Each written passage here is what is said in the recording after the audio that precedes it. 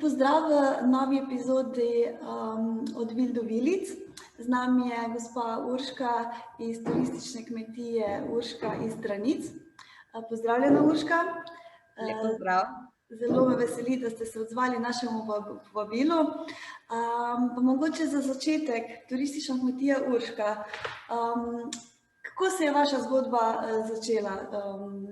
Katerega leta se je vse skupaj to začelo odvijati in kje ste danes, kakšne so vaše vizije, kaj ustvarjate in kaj ponujate?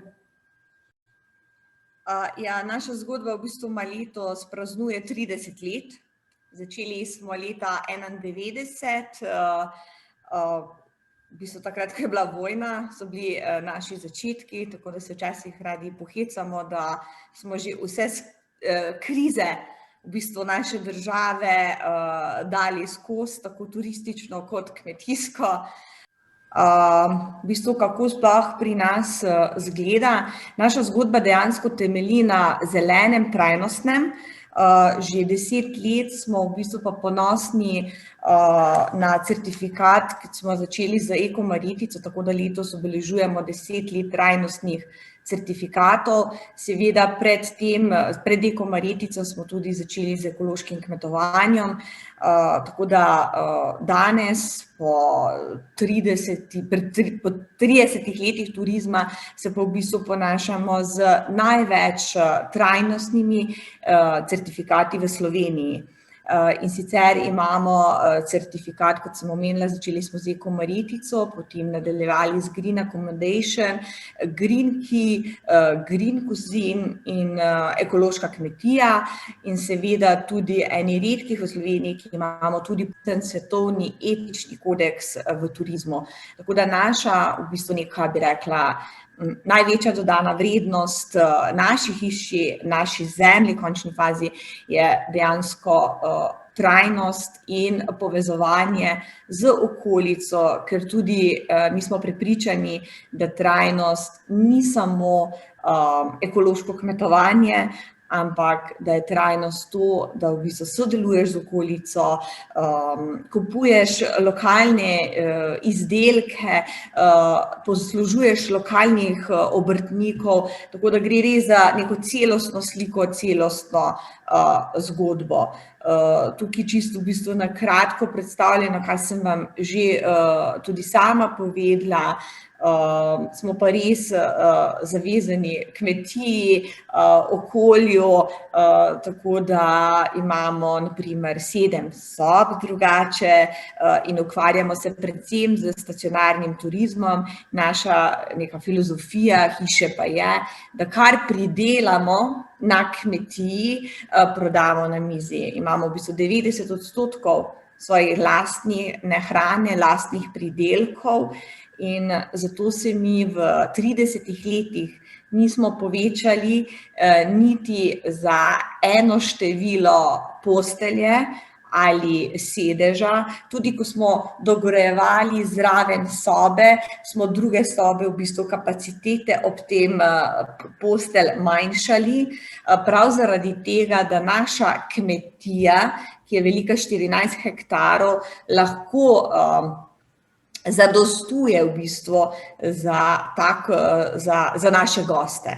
To se pravi, da pri nas je pač neko prepričanje, da več kot pač ne moremo posaditi, toliko njiv, ko imamo toliko zemlje, kot imamo. To se pravi, ne večamo se, nimamo zato 50 sedežev, ker vemo, da naša kmetija ob takšni zasedenosti, kot jo pač imamo, ne bi prenesla večje število sedežev, večje število postelj. Tako da tukaj je nam od nekdaj na prvem mestu nekakšna kvaliteta pred kvantiteto. Moram reči, da se to tudi izraža v naših sobah, ki so dejansko vse iz lesa, iz naših gozdov, velik poudarek je v bistvu na lokalnih obrtnikih, tako da vse je delo, nekaj je delo, moram reči, da sem lahko pač zelo vesela, da je veliko postori moj mož, tako da imamo veliko lesenih unikatnih izdelkov v sobah, delo mojega moža, da je vsak pojštrček Jage babe, naprimer, to je sicer iz Grosuplja, ampak iz Slovenije, da je vsaka glinasta lučka delo gospe Mihajle iz Celja. To se pravi, dejansko se zelo, zelo trudimo, da v našo zgodbo vključimo dejansko lokalne ljudi, slovenske proizvajalce, da smo v bistvu res tako daleč, da smo pri obnovah sob probali iti na radi 30 kilometrov okoli nas, ker smo prepričani, da če dajemo drug drugemu, se lahko samo dopolnjujemo in v bistvu boljše živimo.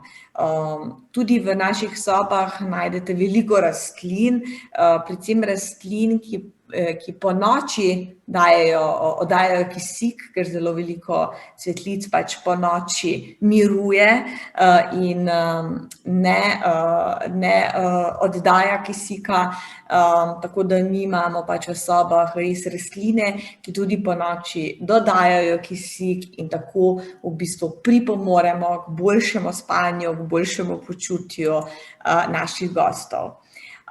Na vsakem koraku je resnično videti to povezano z lokalnim ustvarjanjem. Naprimer, tukaj je nekaj fotografij iz našega wellnessa, kjer tudi najdete pohorske vile, izdelovalke Mojce Potnik-Šonc iz Reč. To so zopet vile, ki imajo prav posebno zgodbo, vile Rojenice.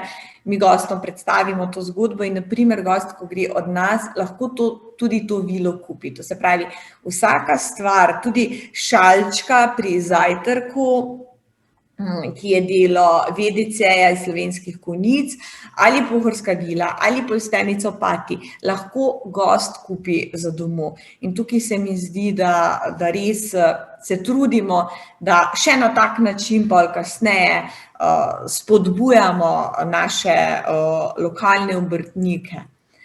Tako pri nas v bistvu smo v teh času nekako poslušamo tudi goste. Jaz se včasih pohecam, da tako kot na njivah več ne orjemo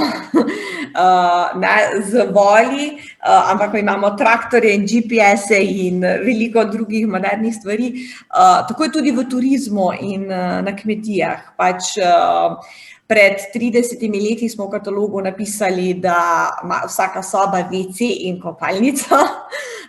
Zdaj je to seveda samoumevno, zdaj je pa v bistvu že, bi rekla, zelo pač magnet, da imaš wellness, da imaš bazen in so stvari, ko gosti ali pa internet, pač danes gre stvar naprej in mi dejansko poslušamo goste, tudi v naši hiši obstaja taka skrinjica, kjer piše želje za kmetijo Urška in vsak gost lahko v bistvu noter ali anonimno, kakorkoli želi, pusti sporočilo za nas, kaj si želi, da bi izboljšali, kaj mogoče pogreša pri nas in na tak način mi nekako dobimo informacije v tistih gostov, ki mogoče jim je neprijetno povedati, če se jim zdi, da kaj manjka, ne?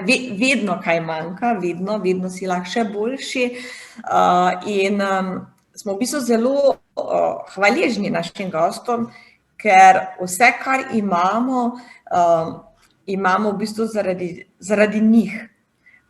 Zaradi njih, ker nas obiščejo, zaradi njih, ker nam dajo ideje, kaj bi bilo pa fajn. Seveda ne realiziramo vsake stvari takoj ali pa nekatere stvari pač nikoli. Vedno premislimo družinsko, kaj to pomeni za nas, kaj to pomeni za naše goste naprej. A vendar na koncu lahko rečemo, da imamo danes takšen uspeh, da v teh časih v bistvu meseca maja lahko rečem, pač imamo poletje razprodano, začetku tega v bistvu meseca maja, so dejansko res zaslužni gostje. Zato, ker oni so nas, bi rekla, pripravili do tega, nas potisnejo za vsako malo naprej in res dajo vedeti, kaj pogrešajo in tudi mi imamo v glavi, da ni pametno, da narediš vse naenkrat.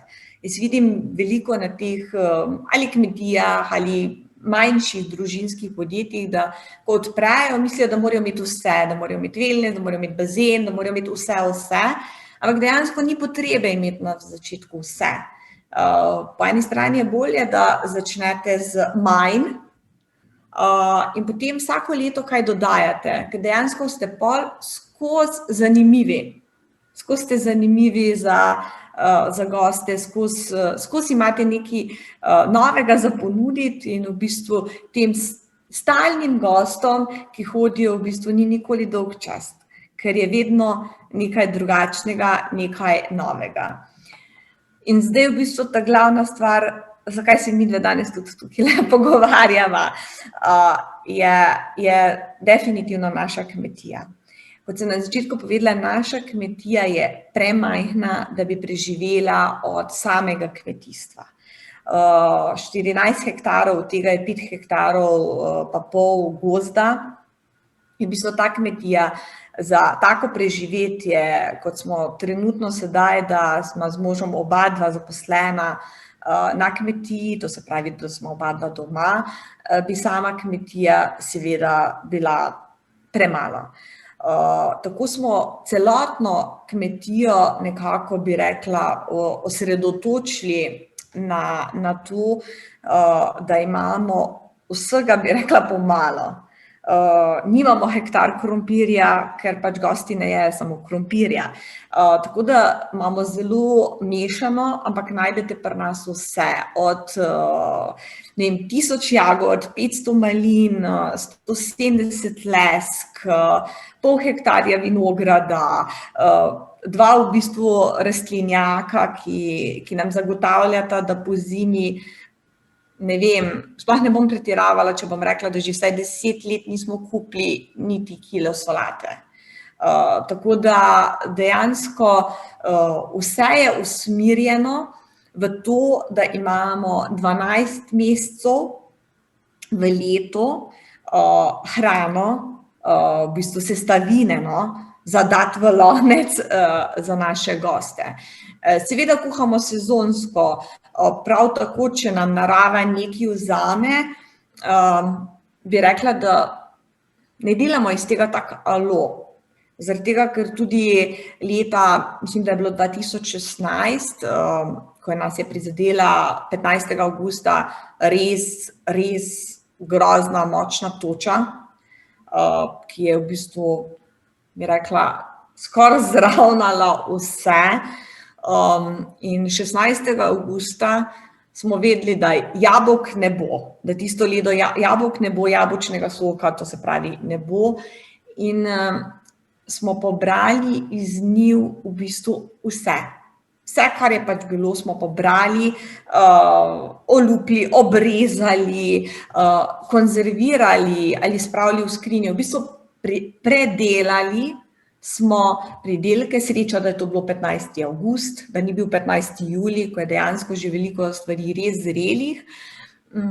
In takrat smo prvič naredili tudi sivkin sok. Pobrala sem vse sivko, vsa je bila poležana, vse sem porezala in vsega, če bezgov sirup lahko delamo, pa še lahko sivkin sirup delamo. In v bistvu takrat, to je bilo prvo leto, ki smo naredili sivkin sirup. In naš sivkin sirup je zdaj res hit, ker ga delamo ne samo kot sok, ampak tudi poleti kot en tak, bi rekla, koktejl. Namreč sivkin sirup, vino, roze, pa malo mineralne vode in je tako kot, ne vem, tako kot poznate mogoče hugota z bezgom, je pa zdaj to z sivko in ljudje imajo to zelo radi. To se pravi, iz vsakega nekega mogoče takrat na prvo žogo katastrofe, slabega, je neka rešitev. Seveda ni prijetno, seveda si tega ne želimo, ampak v končni fazi, tako kot radi rečemo, po toči zvonite prepozno in nima smisla se obremenjevati s tem, kako bi bilo, če tega ne bi bilo, ampak treba v tisti danem trenutku najti rešitev in kaj lahko iz tega, kaj se je zgodilo, pač naredimo. In verjemite, ko začneš tako razmišljati, se ponavadi iz takih stvari izcimijo najboljše ideje. Tako da... Narava nam marsikdaj kaj vzame, nam pa tudi da, in to je treba pač vpriti, izkoristiti.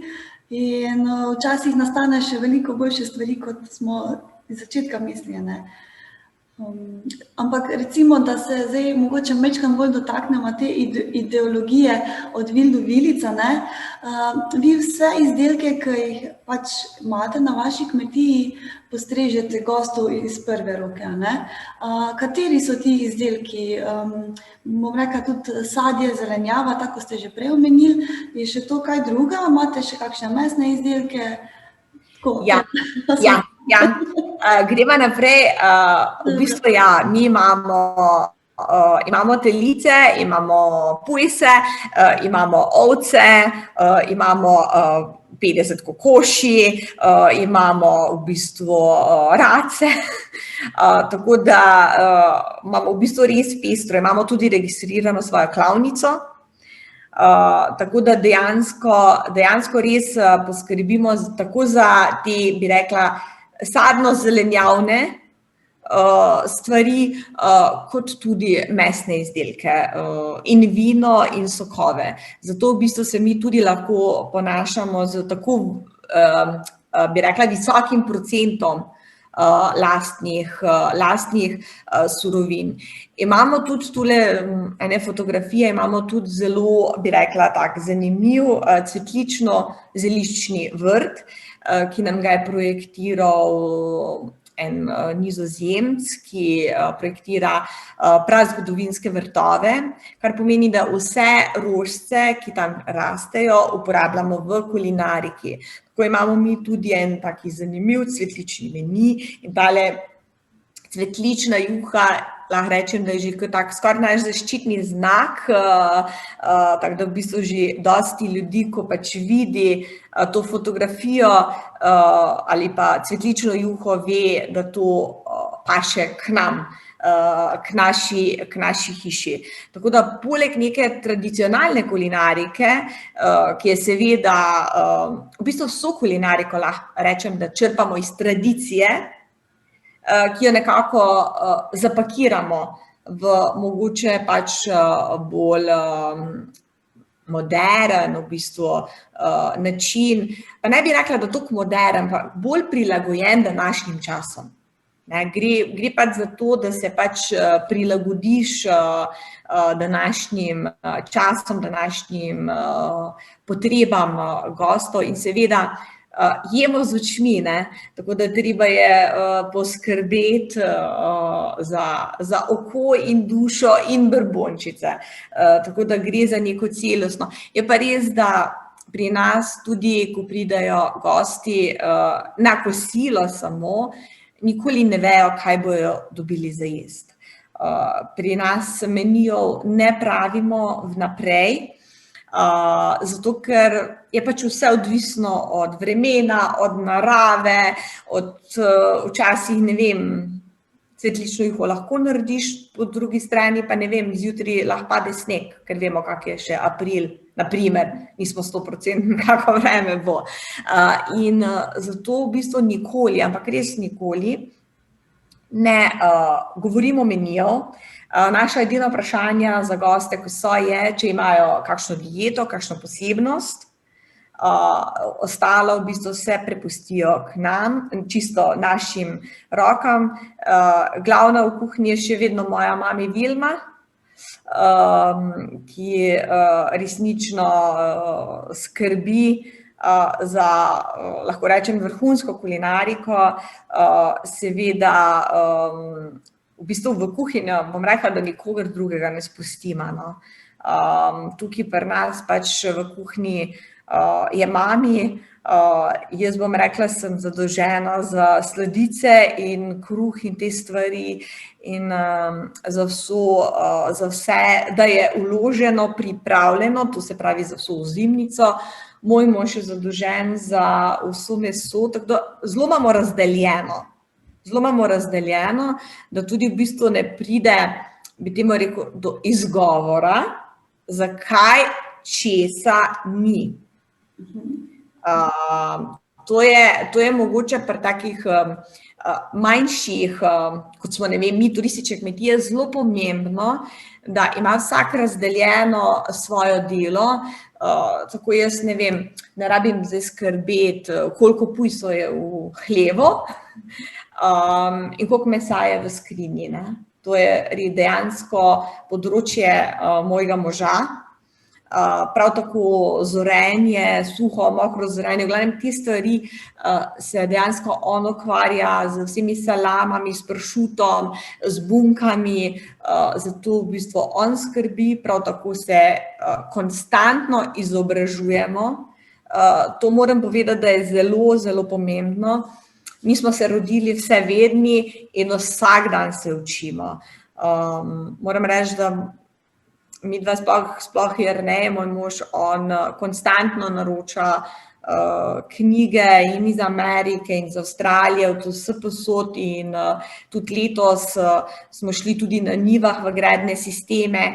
V glavnem skozi nekako se izobražujemo, skozi strmimo k temu, kako bi lahko pridelali v bistvu še mogoče še več stvari, mogoče še drugačnih. Mi tudi v bistvu študiramo že, ne vem, decembra, imamo že narejen seznam ekoloških sadik, kaj bomo kateri mesec sadili, seveda tudi vse načrte. In vedno razmišljamo tako, ne vem, avgusta, kaj bo avgusta raslo od sadja, da bomo lahko dali pri zajtrkih, da bomo, na primer, in mi že zdaj par let imamo eno gredo v rastlinjaku za melone in lubenice.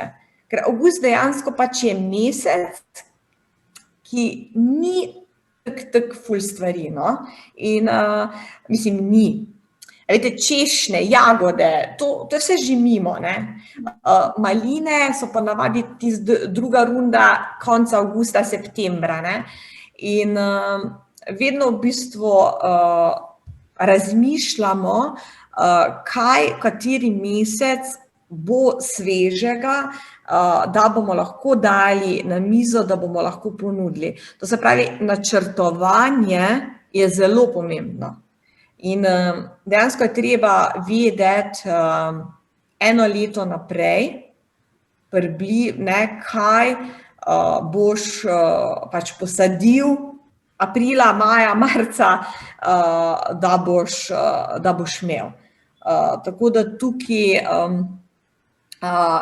v bistvu je zelo veliko načrtovanja in tukaj, ko imamo že tako temo, bi tudi v bistvu pozvala gostince, da se povežejo s čim več kmetijami pravočasno in da v bistvu, ali da se kmeti povežejo tudi s gostinci, se je vse eno, iz kjer smeri pride pobuda, ampak gre za to, da je pametno, da kmet goji tisto, kaj gostinec ali ljudje rabijo. Neumno je imeti, ne vem, hektar aronija, če jo ne kupijo. Ne? Mislim, bolj pametno je dejansko delati z roko v roki in ponujati ali pač saditi stvari, po katerih pač je povpraševanje in iz katerih sestavin seveda se dela. Mi je pa bilo to pred leti zelo všeč v Avstriji, ko dejansko imajo takšno filozofijo, da na primer gostinci kupijo od kmeta v radio, ne vem, zmislila si bom 50 km okoli in kaj 50 km okoli, oni za to tudi plačajo več. Naprimer, ne vem, kilogram malin rečemo 10 evrov, če je v radiju 50 km, če je v radiju, ne vem, 200 km, pa 7 evrov. Gre se za to, da se spodbuja lokalno in da se lokalno dejansko dražje plača. Zakaj? Ker tudi ti, ki boš na mizi prodal lokalno in imel za tem zgodbo, boš lahko imel višjo ceno. V glavnem, lokalno res lahko boljše predstavimo. No. Tukaj je še sam bi namig naredila, tukaj imamo eno flaško, hvala, ker pijete vodo iz pipe. V vsaki sobi gosta pričaka ta flaška in vsak gost, preden pride k nam, dobi informacijo o naši kmetiji, kjer imamo napisano, kaj naj spakira v kovček. Napisano imamo, da jih pač prosimo zaradi varovanja okolja, da ne nosijo mrtve vode s seboj v plastiki, ampak da smo res srečni, da še vedno lahko pijemo vodo iz pipe. In zakaj je pomembno, kdaj imamo zajtrk, kdaj imamo večerjo in da so v bistvu pridejo na obrok točno ob uri, ker je to dejansko pripravljeno vse sveže, ker se dejansko pri nas solata pobere uro pred zaužitjem in zaradi v bistvu višje zagotavljanja kakovosti, ki ga želimo za njih, so neki termini, neke ure, zakaj takrat priti na obrok. Prav tako imamo pa napisano, kako rokovati z živalmi na kmetiji, zato ker pri nas res pač grejo k zajčkom, kokošim in imamo tudi tam določena pač pravila, kdaj grejo živali spat, kaj živali lahko jejo in kaj ne smejo jesti in take stvari. Tako da v bistvu mi že gosta informiramo pred samim prihodom, kaj sploh lahko pričakuje pri nas in kaj sploh kmetija je, ker kmetija ni hotel. In je zelo dobro, da gosta, mogoče sploh tistega, ki je prvič se odločil za dopustovanje na kmetiji, kaj to pomeni. Moram tudi povedati, da letos smo tudi v bistvu zdaj pravkar v ustvarjanju, naša taka oaza miru.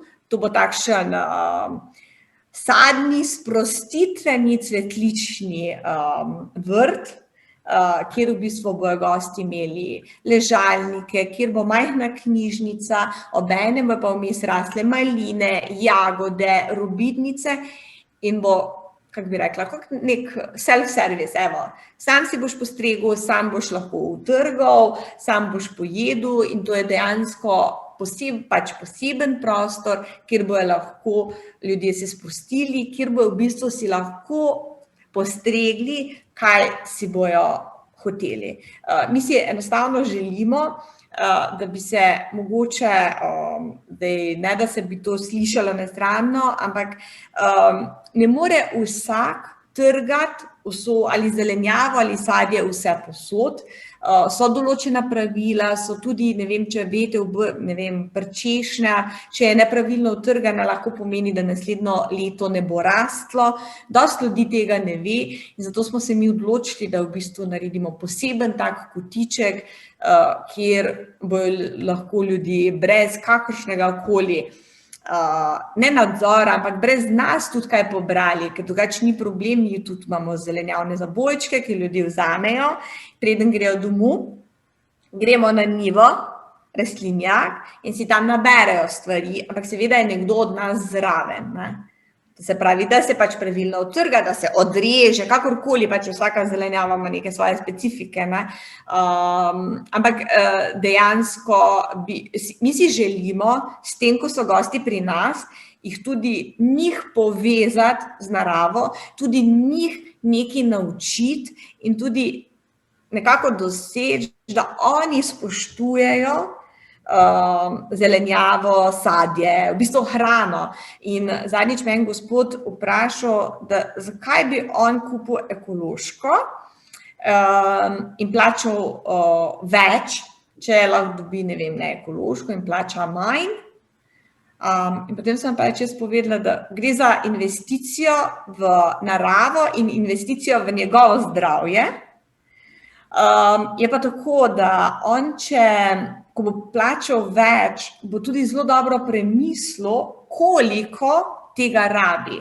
Nažalost je še vedno zelo veliko zavržene hrane, kar pomeni, da ljudje nekaj, ko malo plačamo, ne cenimo toliko in vzamemo avtomatsko več, kot sploh potrebujemo. To se pravi, če pa je mogoče tudi neka cena in kvaliteta, pa dobro premislimo, koliko, in posledično čez leto, če bi si delali neke izračune, bi na koncu ugotovili, da smo verjetno za hrano, kljub temu, da smo kupovali ekološko boljšo hrano, zapravili manj. Tako da tukaj se mi zdi, da je tudi delo nas gostincev in kmetov, da ljudi nekako na neposreden način izobražujemo. Urška, pa mogoče izjemno veliko informacij smo pridobili o vašem delu v kmetiji nasploh, pa mogoče za konec nam na kratko poveš, kdo vse stoji za to kmetijo, koliko oseb vodi vašo ekokmetijo? Ja, tukaj v bistvu smo trije. Jaz, moj mož in moja mami, ki smo pač konstantno vpeti v to, tako kot sem prej rekla, da imamo razdeljena dela. Tukaj sta še tudi naše dve, Tinka in Lučka, ki imamo tudi na sliki, naše dve, tako da, ki sta res že prave animatorke, tudi prave pomočnice, sploh Tinka zelo veliko že streže, mi pomaga pri večerjah. Imamo pa še dve gospe, ki nam hodita pomagati, ena za sobe, ena v bistvu za kuhinjo, za pomivanje posode, tako da v bistvu imamo bolj za čiščenje. Druge stvari, moram pa reči, da izjemoma imamo zelena dela v vinogradu, imamo tudi dve gospe, ko prideta to narediti. Drugače je pa vse smo usmerili v način dela, to je tudi na njivah, to se pravi, mi sadimo tako, da nam tale kultivator v bistvu gre med vrstami. To se pravi, da mi že prej razmišljamo, kako bomo posadili, da bomo imeli čim manj dela, čim manj pletja, tako da tukaj v bistvu je zelo pomembno res načrtovanje. In to je to.